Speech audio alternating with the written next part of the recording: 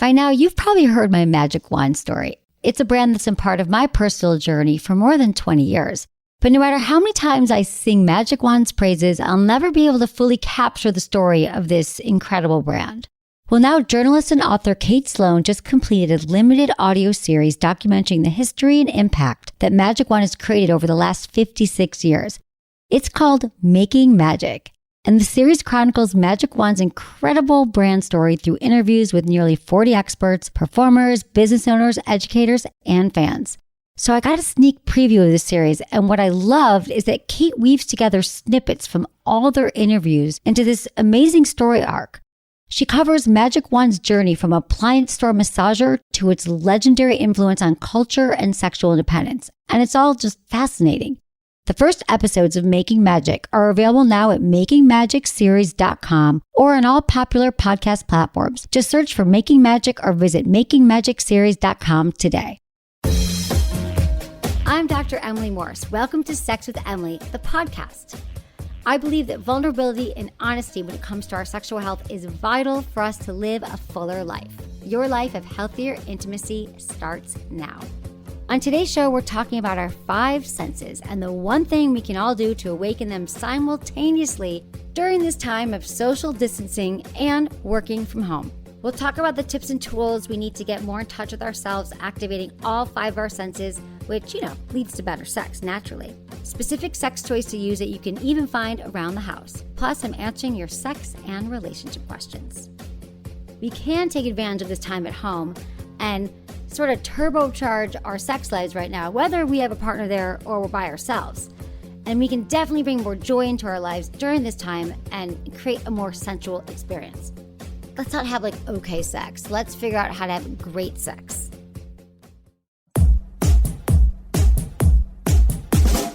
Look into his eyes. They're the eyes of a man obsessed by sex.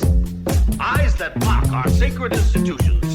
Bedroom eyes, they call them in a bygone day. Hey, Emily, you got a boyfriend? Because my man E here, he just got his heart broken. He thinks you're kind of cute. Being bad feels pretty good. But Emily's not the kind of girl you just play with. You're listening to Sex with Emily. We're talking about sex, relationships, and everything in between. For more information, check out sexwithemily.com. Find us on all social media. It is Sex with Emily across the board. All right, intentions with Emily. For each show, join me in setting intentions. So when you're listening, what are you trying to get out of listening to this episode? It could be, Emily, I just need to figure out how to navigate this new normal at home, but I really want to explore my sensual side. My intention, I want to help you get in touch with all of your senses, help you set the atmosphere to get you in the mood, and also a reminder that I need to do this myself as well because, hey, I'm home alone and this time can get challenging for me and for you. You guys, it's funny because I've been thinking a lot lately how I'm super comfortable with sex. I can talk to y'all about sex. I've learned how to have incredible sex in my life, but often I don't share a lot about my relationships and what's actually been going on. And so I just want to share with you how this quarantine has been impacting me because I've been having a hard time, and it's even having a hard time even telling you guys about it, which is why I know that it's important. So I met somebody right before quarantine happened, in February, and it was one of those relationships where it was one of those deep, soulful connections that I don't even have anything to compare it to. It was the kind of connection where it was so certain. We both felt it. The time we spent together, it's 4 days, felt like 4 months. We spent a weekend together. He came to visit and we would just be sitting here in my home. We didn't do anything. We just looked into each other's eyes, had incredible sex. So this is the part that's really hard for me because I have a hard time. I've nailed sex. I know how to have great sex, but the vulnerability part and the fear of being hurt and being essentially abandonment is hard for me. And so I've kept myself a lot safer in relationships, and I haven't often risked my true heart and opened up as much. And what I realized, a lot of this has to do with core wounds. And so this week I actually had this anniversary of my dad's death, when I was 19, 30 years ago, he died. And I realized that in that way of losing the person that you love more than anything in the world, vulnerability and love and connection becomes a very scary place. It doesn't feel safe. Now, I could have told you all this throughout my adult relationships. It's become sort of a joke with family and friends, like, oh, you're just shut down or you aren't as open. And so when you're really truly open to somebody again and it feels right, it's amazing. And it can also be really scary and vulnerable. And on top of that, so since I've been feeling this for somebody, when quarantine happened, right when we're feeling all the oxytocin and the feel-good hormones, he had to fly back to his home. And he lives really far away. He lives in South Africa. And so for the first month of quarantine, we could actually FaceTime and connect and we could do all the things. And so I did feel that we were still able to have our connection. And he wrote me love letters and we had FaceTime sex and we would just connect. But then he decided to do this incredible experiment where he's now been living in a tree for 37 days. And even telling you about this is vulnerable because I don't know what the hell's going to happen when he comes out of the tree because I haven't talked to him for 37 days. So he's in an experiment to see what would happen if he went into a tree and lived there for 40 days and 40 nights. It's kind of like all the mystics have gone to search for meaning, man search for meaning in a tree. And so as a result of that, there's no talking, there's no iPhones, he's not watching Netflix as far as I'm concerned in the tree. So what I'm saying is the struggle here has been real. I've actually been grappling with, my heart and a lot of things that I haven't really, had to look at before. So I've been going through that. I know that I am not the only person going through this. A lot of people are separated from their partners, their loved ones, because of the quarantine or their partner's an essential worker or they're across the world. So the struggle is real. You're all facing it in your own ways. And that's why I'm here to help. I started thinking about this because there's so many issues that come up. We're working from home. It's a huge, huge life adjustment to be working from home, first off, if we've never done it before. And even if you're not working from home, you're just home. And there's a lot of things that are coming up, like we're not having human interaction and loneliness is an epidemic. We're not seeing as many people. But what I started thinking about was how important our senses are, our actual 5 senses, sight and touch and taste and sound and smell. All of these peak activities, things in our life that we love doing, where we usually use all 5 senses, they're just chopped off. They're just cut off. We don't get to experience them all anymore. Like going to restaurants, we can't go to restaurants. We are losing the ability to feel the ambiance, hear the music, the lighting, and feel the energy from the people and taste delicious food that wasn't dropped off or frozen initially or left over. I mean, what a high sensory experience. Or the laughter, you'd hear the glasses clinking. I don't think I'd ever thought that I would miss that. Or you're just touching yourself. You're leaning across the table and you're touching your date or you're hugging your friend. Losing all of this is just going to impact overall experiences. Or we can't go to live concerts. I was supposed to go to so many concerts this summer, and as you all were, or going to weddings or sporting events.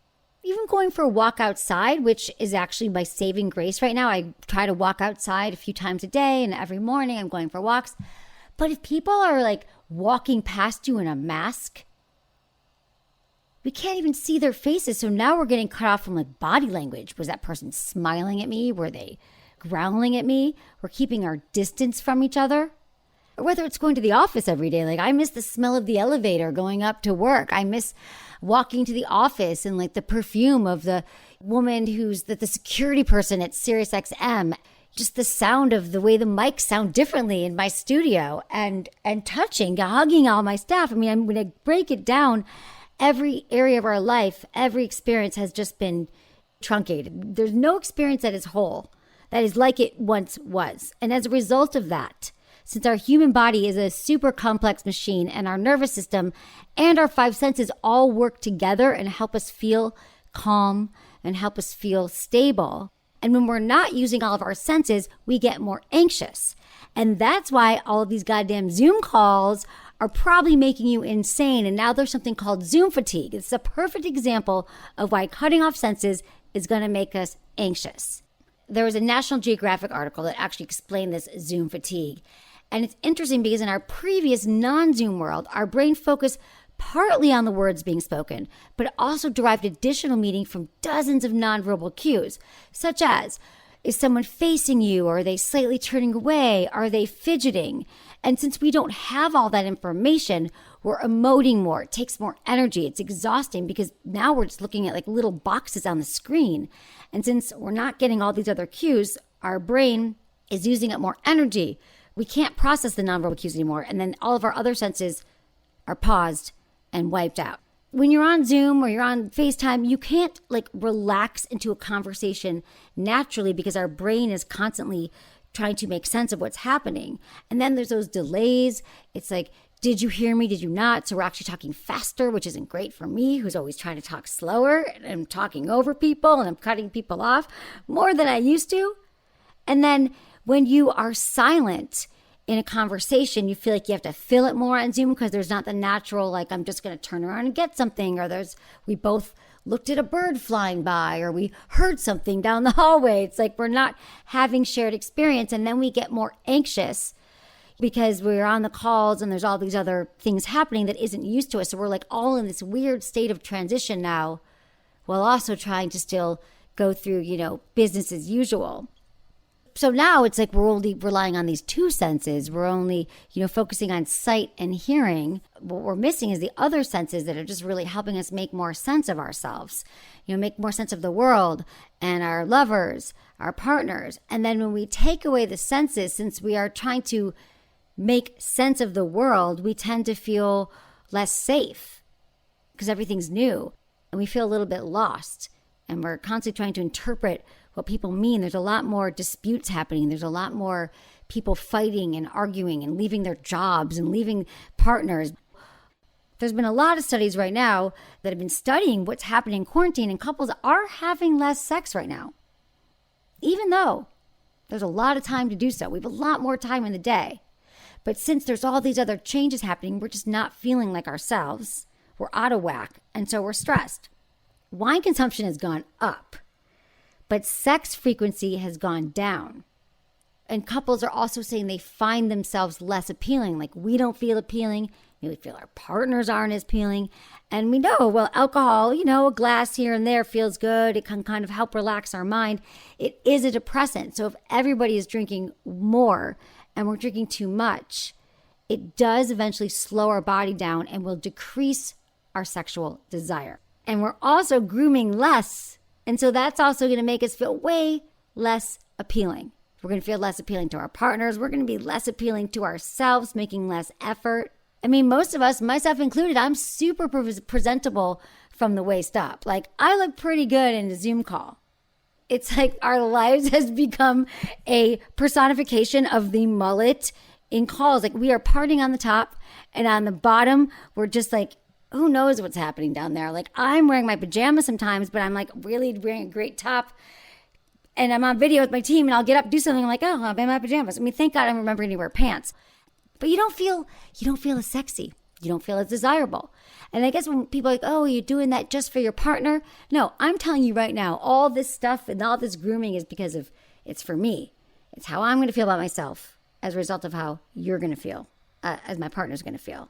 And just remember that we do I always talk about how we have to keep our own pilot light lit. It is important to feel sexy for ourselves and not just for our partners. There's some reasons why you might not be feeling that you are in the mood for sex right now. When I'm thinking about the senses, I thought of a way that we could all figure out how to tonight feel much more in our bodies and much more sexual, because our senses, when activated, allows us to be more in our body, feel more sensual, and definitely feel sexier. So in my deep dive around senses, there was a really great TED Talk by this guy, Jinsup Lee. And he was a designer, industrial designer. And his belief is that all great design is one that appeals to all of the five senses. But what he said was the top peak experience across the board, where all of your senses are firing in all cylinders, is sex. Sex is always the top of our sensory experiences. So this guy was totally speaking my language. Knowing what we know about the senses, we can take advantage of this time at home and sort of turbocharge our sex lives right now, whether we have a partner there or we're by ourselves. And we can definitely bring more joy into our lives during this time and create a more sensual experience. Let's not have like okay sex. Let's figure out how to have great sex. It is completely possible. Okay, we're going to take a quick break. And when we come back, we're going to be digging deeper into all the senses. I'll be giving you some sexy homework, plus answering some of your sex and relationship questions.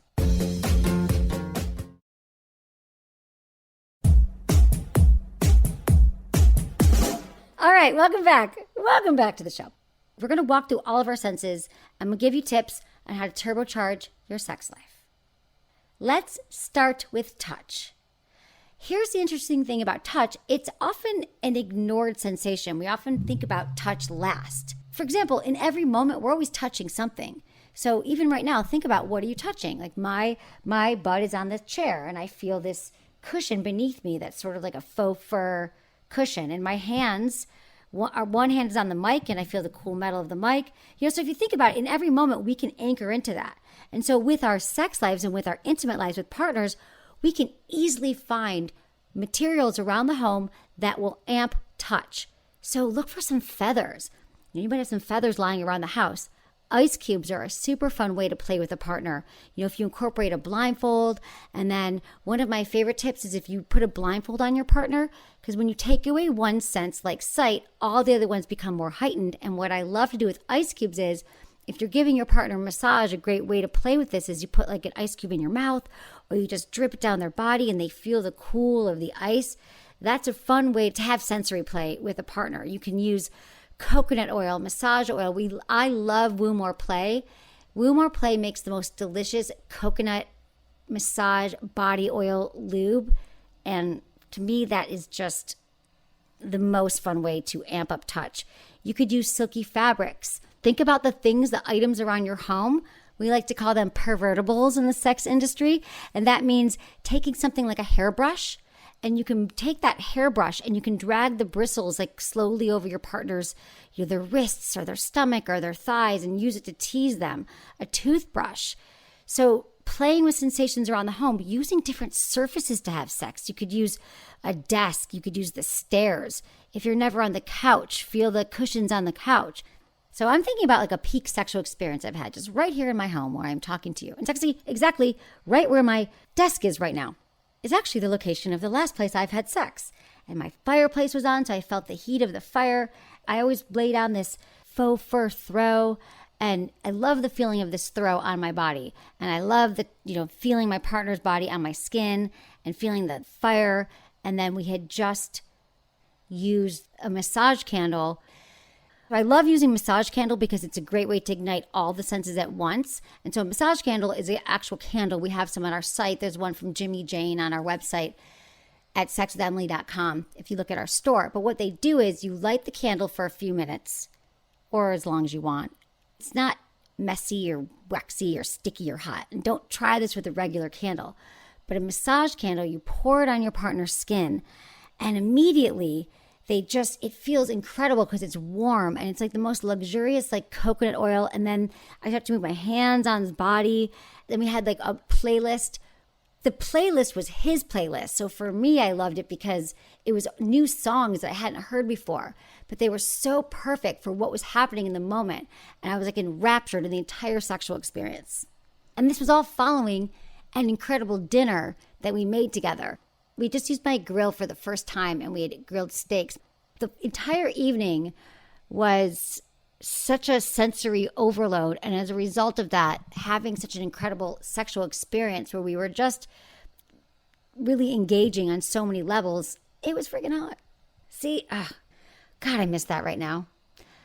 This is why that was so good, because it combined all of these different experiences, which I'm actually going to give you right now, different ways to play with the senses right now. So you can do this at home if you're alone or with a partner. I've had to actively think about these things for myself because I am alone without a partner. So I am making efforts. And I find that whenever I do this, whenever I pay attention to lighting my favorite candles, using my favorite toys in the shower, and now I'm realizing this and talking to you all, when I'm using all of these, when all these things are firing, they're much better experiences and I'm much more inspired to want to self-pleasure when I make the experiences that more engaging. Like just lying down, using my toy or using my fingers isn't as interesting and isn't going to get me going when there's so many other things going on.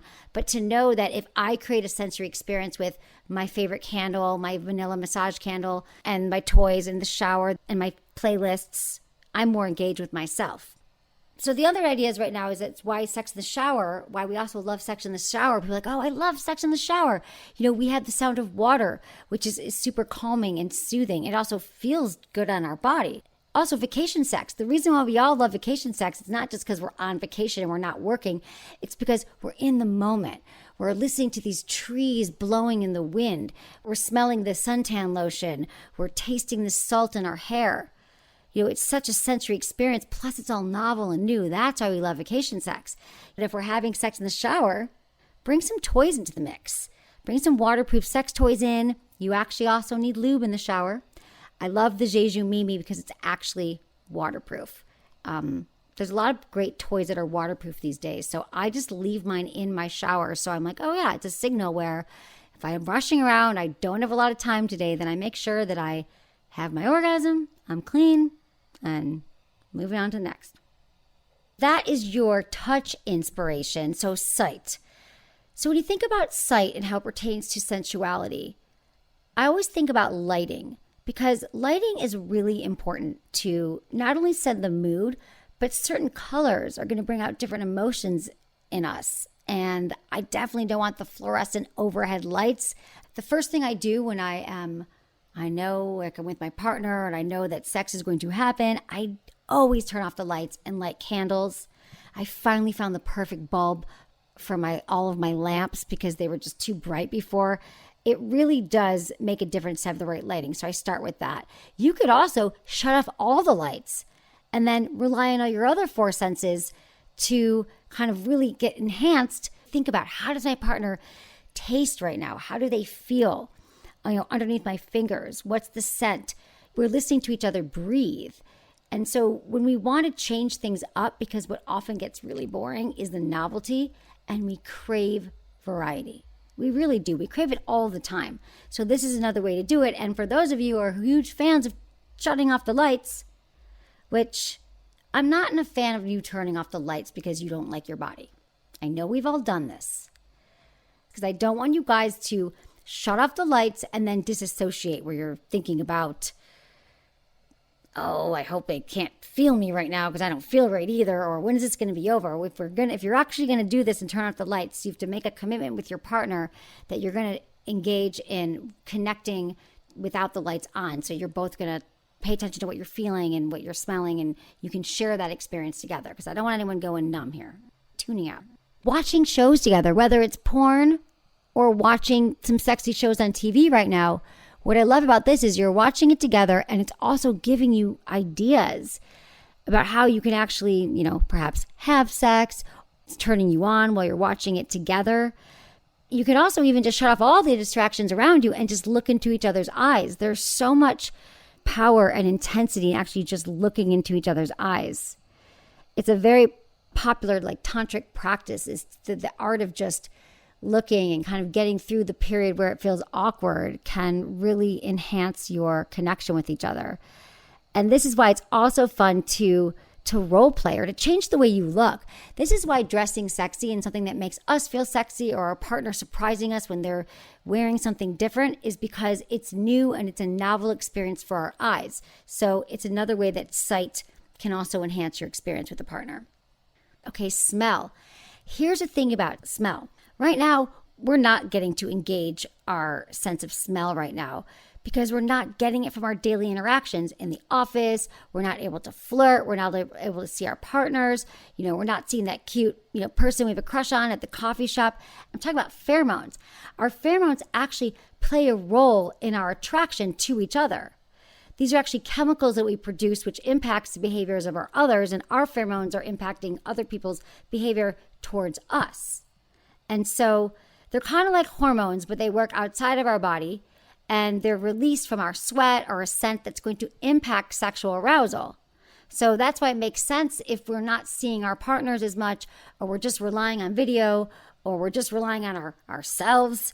we are not stimulating smell as much. And the thing about smell is it's actually our limbic brain, which processes memory and emotion and sexuality.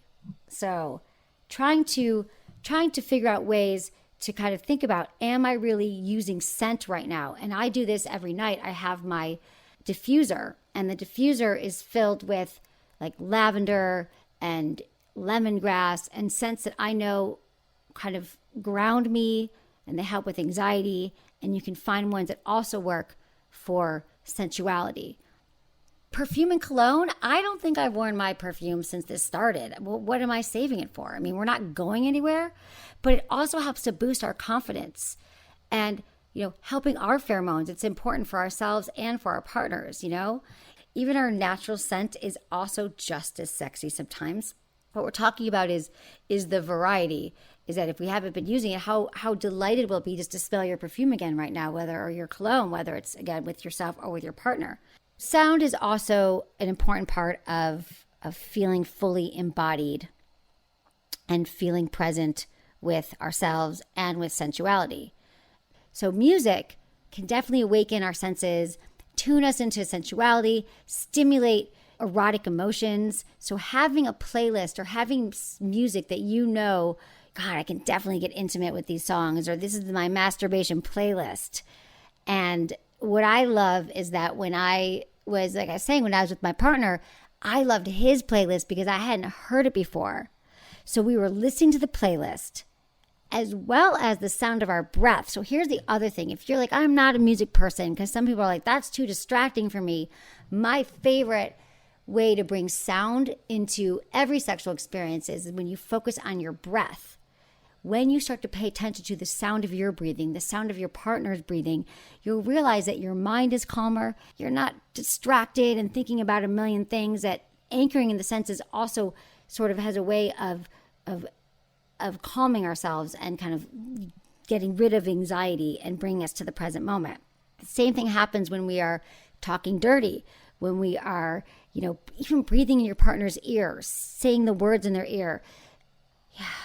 I don't know, you guys. It's time to talk. It's time to talk during sex. I mean, I feel like it took me a lot later in life to realize that, like, my orgasms, when the more like sound, it was just much more guttural. It's much more primal. So if you're still making sounds sexually that you saw in porn or that you thought were the right sounds to make, find your own sex voices. Find your, you could do it when you're in the shower. If you don't know how to talk dirty, and a lot of you email and call and you're like, I want to, I don't know how. One of my best pieces of advice for that is practicing when you're in the shower or when you're alone, like looking in the mirror. Nobody's born with the ability to talk dirty. It is a practice over time. And if you don't feel like you have that skill, practice. And you'll actually probably end up turning yourself on. This is the time to practice and to experiment with your sex life, with your intimate life, definitely with masturbation. I mean, even 10 minutes a day. Imagine where that's going to take you. So this is the time. And the final 5 of the senses is taste. Get creative here. You can first start out by cooking a meal together. I'm telling you that really, it's such a fun thing to do with a partner where you've actually engaged in activity. Couples that cook together and play together, they stay together. Maybe you've never made the recipe together before. Think about different things. I mean, the reason why we always talk about like chocolate or oysters, I mean, they actually are pretty sexy foods. You can feed it to each other. You can do taste tests. You can taste different alcohol or food. But sometimes just tasting our partner, I mean, that can really heighten our connection during sex. And I know that's not easy for everybody. One of the reasons why I started this show 15 years ago was to eliminate all of the shame and judgment that we have around not only talking about sex, we're so afraid to even talk about it to anybody, but we have shame that we carry about our own selves, about our body parts, about how we perform, how we look, and how we feel, and how we taste in the bedroom. I mean, I think a lot of us, I hear this from women all the time, that we're so afraid to have our partner go down on us, to allow ourselves to receive pleasure because we think we taste bad, and that our partner won't really want to be doing it, and that there's a certain way that we're supposed to taste. And I'm telling you, this all comes from a societal shame. This is not real. We don't need to douche. We don't need to do all those things that society has told us. In fact, our vaginas are naturally cleaning. Our vaginas are actually like a self-cleaning oven, to be honest. We're actually fine the way we are. We all process shame differently, men and for women, but for many women, we get embarrassed. We turn inwards. We think that, I don't deserve this pleasure. And men tend to get angry and they blame each other and they isolate, they blame others, and then they isolate themselves. So I just want to say right now that I would like to get in front of your shame right now. I think a lot of us get in our own ways and we block our own paths to pleasure. And we forget that we are fine just the way we are. We deserve pleasure. We're allowed to ask for what we want. That this whole notion that maybe we don't taste good or smell good actually isn't even true. That it's our own creation in our mind that we've used to hold us back from actually having great sex, because life is too short for mediocre sex. We all deserve to have great sex. On that note, let's get into a question from one of our listeners. Hey, Dr. Emily. My partner doesn't live with me. He delivers people's prescriptions. He can't quarantine himself because he lives with other medical professionals. If he came over, I went to him, I'd be at risk. So phone sex is our next best thing. And that's more for him than for me, considering I'm craving his touch. How do I make that more exciting? All right, great question, especially in these times. How do you make phone sex more interesting right now? So this is actually a practice of figuring out, it's all in our words and it's all being really descriptive. So this really helps to think about, what are the most memorable times you've had sex? Maybe you could jot it down before you talk to him next and think about, these were 3 really hot moments. Because what's helpful is if you talk about something that's happened in the past, like, oh, babe, I've been thinking about the last time we were together when you came in and you brought me, my favorite bottle of wine, and then you started kissing me and we couldn't even make it into the bedroom. And you start really describing experiences where you both were there using, words, using all the descriptors. And then, that will eventually lead to, him remembering it too. And then you could go back and forth. You could also think about things that you want to happen in the future. That's a great thing too. It's what I love about phone sex. It's a great opportunity for people to talk about things that they might not be able to talk about face to face because it's really awkward. So maybe you've been wanting your partner to kiss you more. You could say, when we're together next, I keep thinking about the way you walk in the door and you slowly kiss me and we make out for hours and your tongue swirls around my mouth and then you slowly bite my lip and then another hour goes by and we're still kissing. I mean, whatever you want to do to hammer home the messages that you want, or maybe you're wanting spanking. You could say, I've been thinking about how it would feel if you spanked me and, that one time you did it. I mean, I love dirty talking and phone sex because we can just kind of eliminate the awkwardness of being in person. So use it as an opportunity to explore, use it for yourself and use it for him. And a lot of it, again, is you being descriptive, slowing down, finding your phone sex voice and making it fun and making it and not taking yourself too seriously, and also knowing that any new skill, you might giggle, you might laugh, it might be awkward. So what? Just go back to it again. Keep going back to it. That's how we learn new skills and how we make it more exciting. And if you want to make it really more exciting, you could also try video chat. And on there, I like to think of it as, and I think of this way with dirty talk and phone sex, think of it like a sexy strip tease. You're sort of a verbal strip tease. You're sort of slowly walking your partner through a moment that has either happened in the past, could happen in the future, or it's happening in the present day. Go easy on yourself. Just try it, practice, and not only is it going to help your time apart, but it's really going to enhance your sex life when you're back together again. So thanks for your email. Anonymous.